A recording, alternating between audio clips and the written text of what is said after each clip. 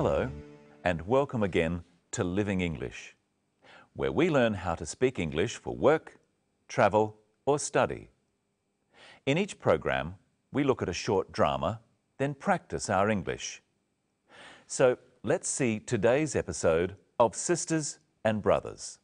Remember, in the last episode, Anne arrived from Singapore. She met her business partner, Sarah. Now, she's checking in at her hotel.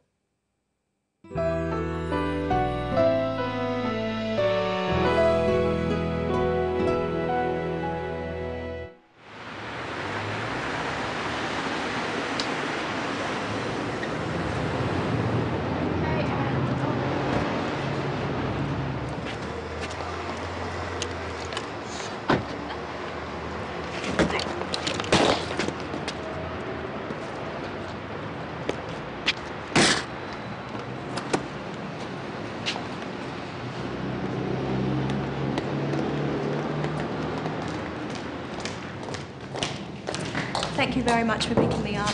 You're very welcome. You'll be all right here? Thanks, I'll be fine. And thank you, Mark, for helping with my heavy bag. Oh, don't mention it. All right then. Nice to meet you finally. I'll ring you tomorrow. Nice to meet you too. Goodbye. Good morning. Would you like to check in? Yes, please. And your name? Anne Lee? Yes. Could you just fill this out, please? How long will you be staying? 2 weeks. Are you here on business? Mainly business. Will you need a hire car? No, thank you. And will you need a map of the city? Maybe later.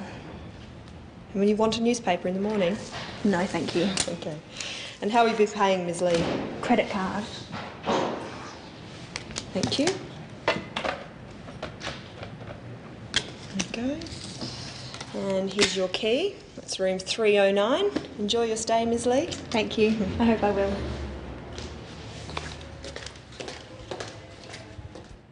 In that episode, we saw how to say thank you and how to reply. Let's have another look. Thank you very much for picking me up. You're very welcome. Anne says, thank you very much. This is a polite way of thanking someone. Try saying, thank you very much for picking me up with the clip.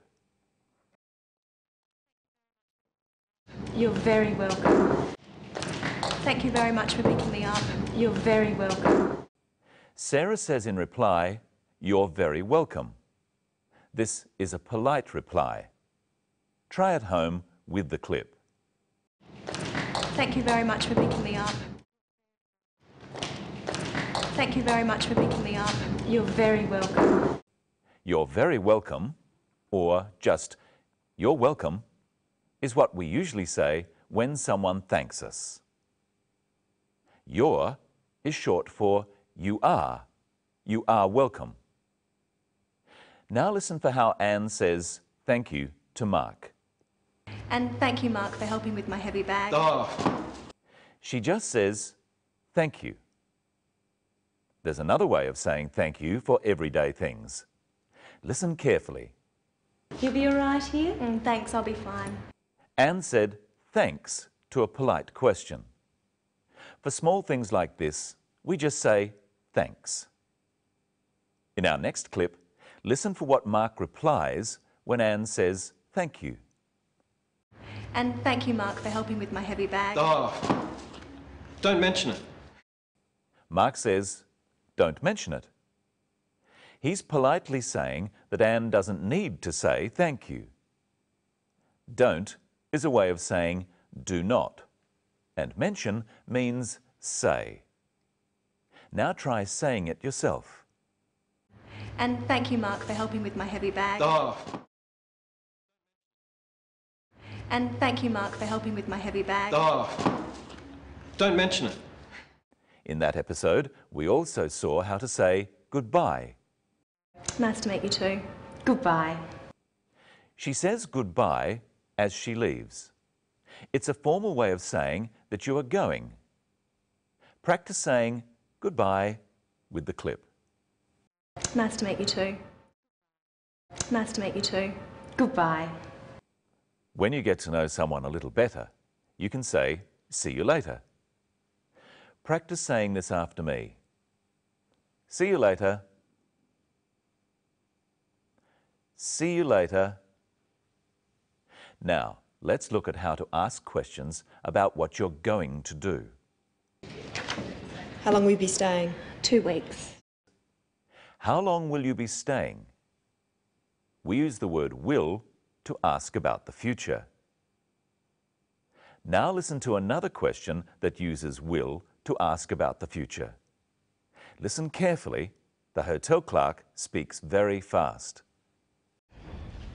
And will you want a newspaper in the morning? Here's another question from the clerk. And will you need a map of the city? And here's another one.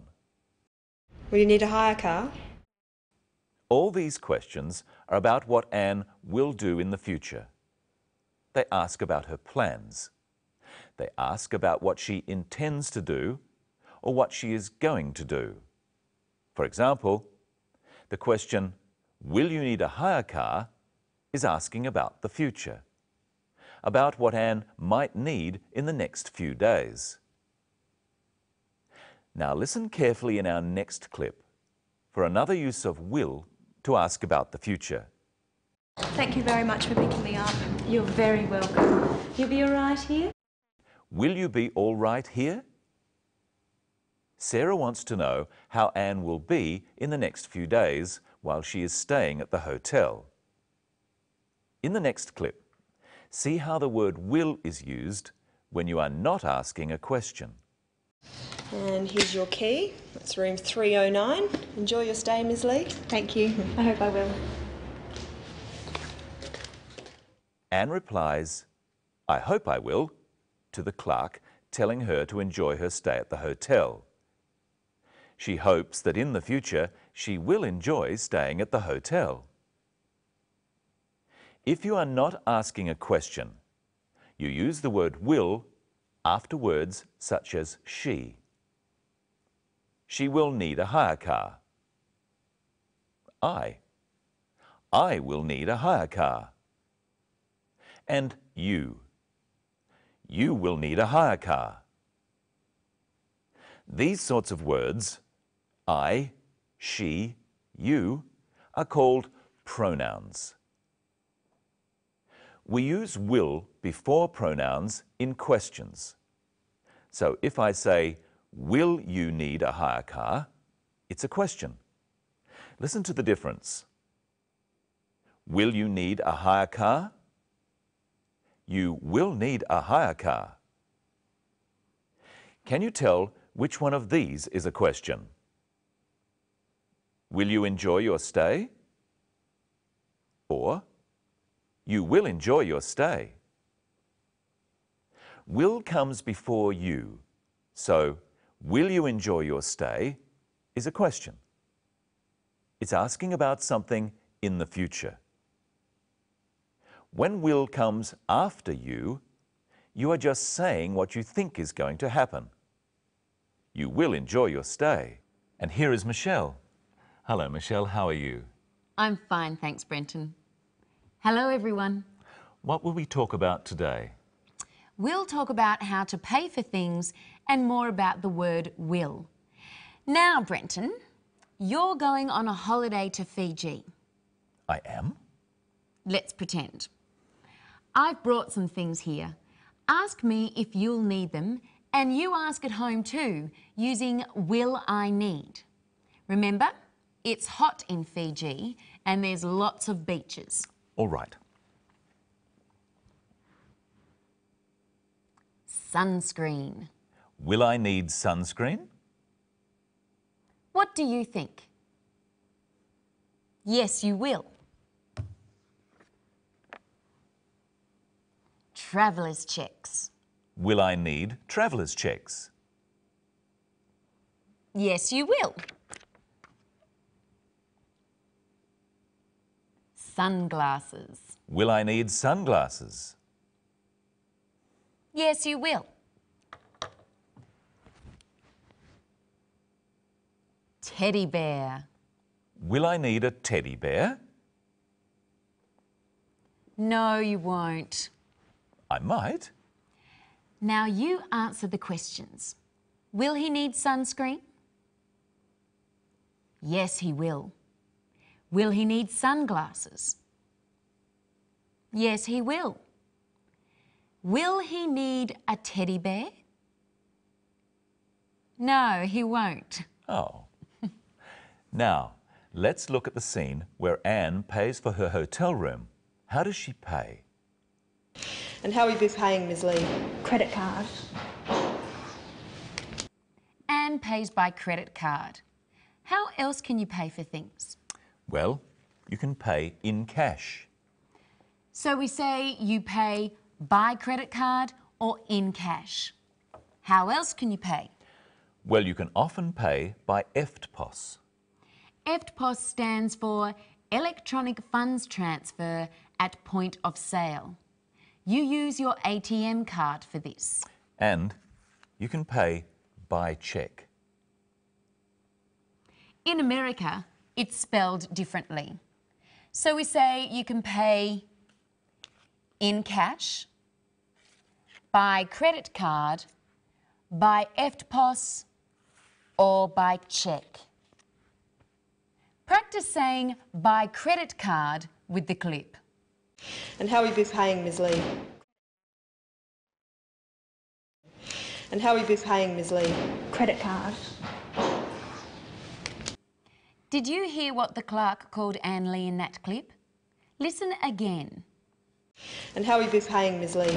Credit card. She used her formal title, Ms. Lee. What's your formal title, Brenton? My formal title is Mr. Whittle. Men are called Mr. We say Mr. before our last name. My full name is Brenton Whittle, so I'm Mr. Whittle. So the Mark Taylor in our film is Mr. Taylor. Yes. And are you Ms. Crowden? I might be. I might not be. What do you mean? Women can be called Ms., Miss or Mrs. Well, they all sound like each other. Yes, but they're different. You can only be called Miss if you're not married and Mrs. if you are married. Are you a Miss or a Mrs.? I like to be called Ms. Any woman can be called Ms., just like any man can be called Mr. Practice these after me. Mr. Whittle. Mrs. Taylor. Miss Taylor. Ms. Lee. Have a go at saying Ms. Lee with the clip. And how will you be paying, Ms. Lee? Now it's time for a memory test. How are you going to pay? By credit card? By cheque?